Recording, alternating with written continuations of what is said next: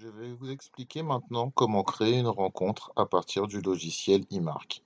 Donc pour créer une rencontre, vous allez cliquer sur Créer une rencontre. Chargement d'un fichier paramètre spécifique, nous n'en tenons pas compte.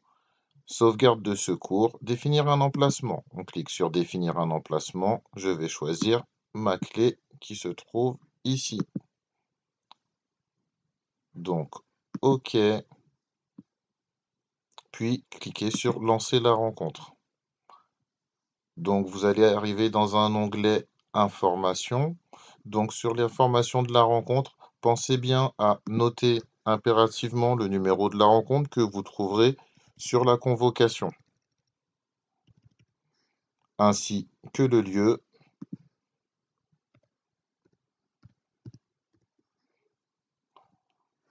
Vérifiez, notez la date, l'heure, le championnat disputé, type de championnat disputé, la poule, et toutes ces informations-là, vous les avez sur la convocation. Impératif, si vous n'avez pas de numéro de rencontre ni de lieu, vous ne pourrez pas effectuer votre rencontre. Donc ensuite, juste en dessous, vous avez le règlement. Sur le règlement, vous avez les durées par période que vous pouvez modifier en cliquant dessus. Le nombre de périodes par mi-temps que vous pouvez modifier également en cliquant dessus. Ensuite, la durée de la prolongation que vous pouvez modifier en cliquant dessus. Le nombre de temps morts en première mi-temps que vous pouvez modifier, le nombre de temps morts en deuxième mi-temps que vous pouvez modifier également, le nombre de temps morts en prolongation que vous pouvez modifier également, la durée du temps mort que vous pouvez modifier, le nombre de fautes en première mi-temps, le nombre de fautes d'équipe en première mi-temps que vous pouvez modifier, en deuxième mi-temps que vous pouvez également modifier et en prolongation que vous pouvez également modifier. Ensuite, donc à gauche, nous avons l'équipe A, à droite, nous avons l'équipe B. Donc vous rentrez le nom de l'équipe A. L'abrégé n'est pas obligatoire. Vous rentrez ensuite le numéro informatique que vous pouvez trouver sur les licences. Ensuite, la couleur dans laquelle l'équipe joue. Et même chose pour l'équipe B. Si c'est un match de coupe et qu'il y a un handicap, donc l'handicap s'appliquera à l'équipe qui en bénéficie. C'est-à-dire que si l'équipe A doit partir avec 14 points d'avance, on ne va pas mettre les 14 points à l'équipe B, mais bien à l'équipe A pour qu'elle parte avec 14 points d'avance. Donc là, je vous montre un exemple. Je mets bien un handicap de 14 points à l'équipe A pour qu'elle puisse partir avec les 14 points d'avance. Je valide et quand on va sur la feuille de marque, on voit un peu plus bas que l'équipe A commencera bien à 14 points.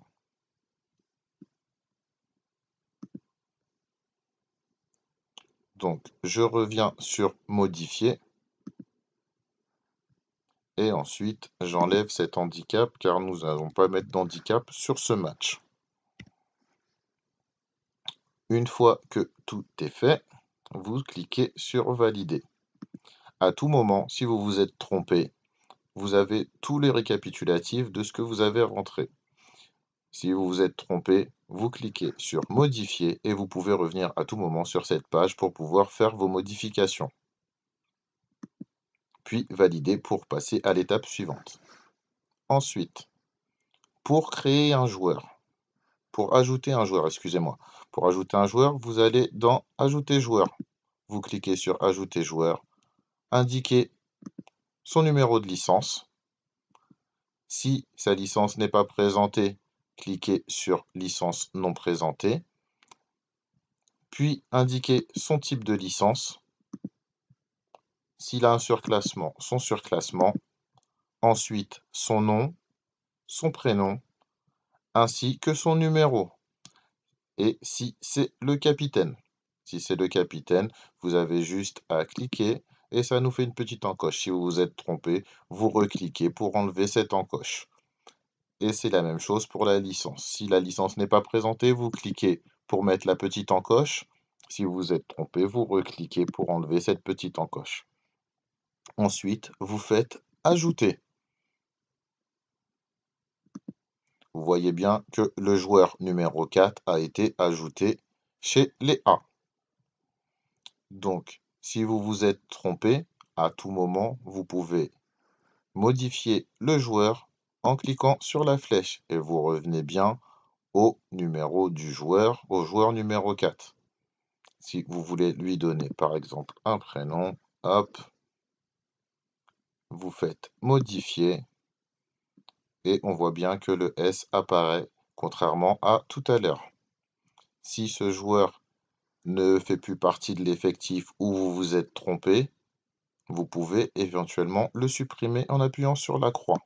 Quand vous allez appuyer sur la croix, le logiciel va vous demander si vous voulez supprimer le joueur. Si vous voulez vraiment le supprimer, vous faites oui. Si vous ne voulez pas le supprimer, vous faites non. Si vous voulez donc pour le supprimer, vous faites oui et le joueur disparaît.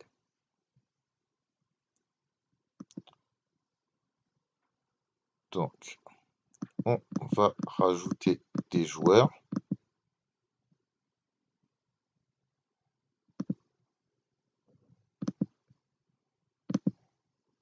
Voilà. Une fois que vous avez rentré tous les joueurs, appuyez sur Annuler.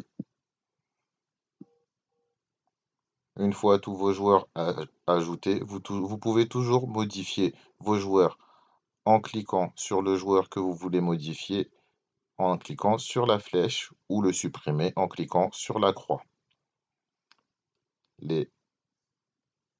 Ensuite, ajouter un entraîneur.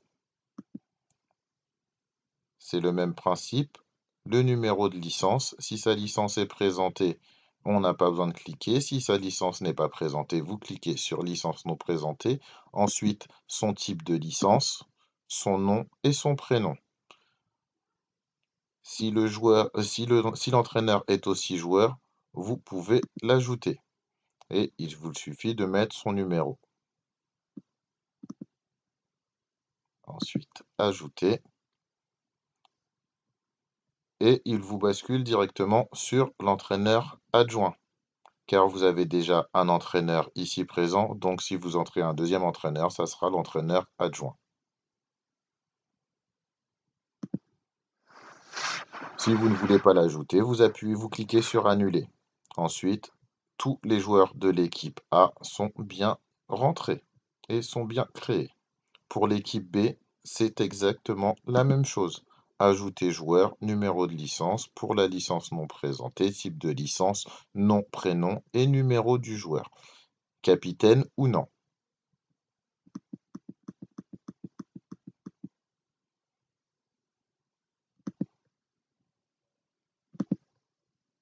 Une fois tous les joueurs ajoutés, cliquez sur Annuler, puis ajouter un entraîneur. Hop. Et si vous voulez ajouter un entraîneur adjoint, c'est le même principe, numéro de licence, nom, prénom, et l'entraîneur adjoint est déjà affiché, donc il y a juste à cliquer sur Ajouter, et l'entraîneur adjoint, c'est bien ajouté juste en dessous de l'entraîneur. L'ajout des officiels. Pour l'ajout des officiels, c'est exactement la même chose. Vous entrez le numéro de licence. Si la licence est présentée, vous mettez licence présentée. Si la licence n'est pas présentée, vous cliquez sur licence non présentée.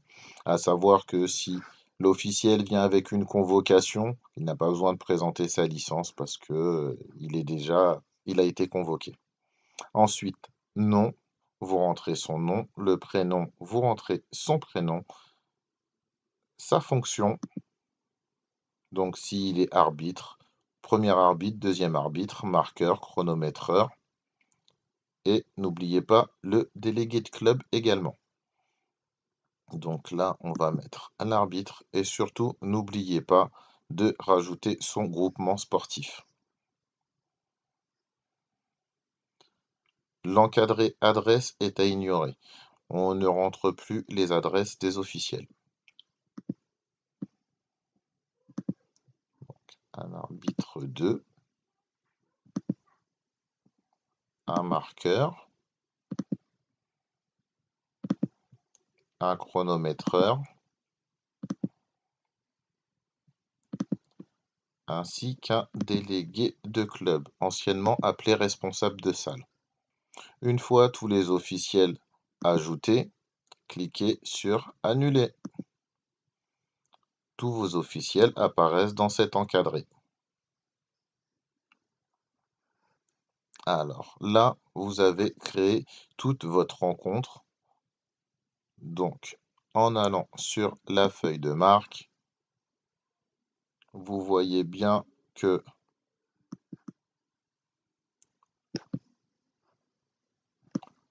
tous les joueurs A sont bien entrés ainsi que l'entraîneur. Et même chose pour les joueurs B. Voilà votre feuille qui sera remplie tout au long du match via le logiciel.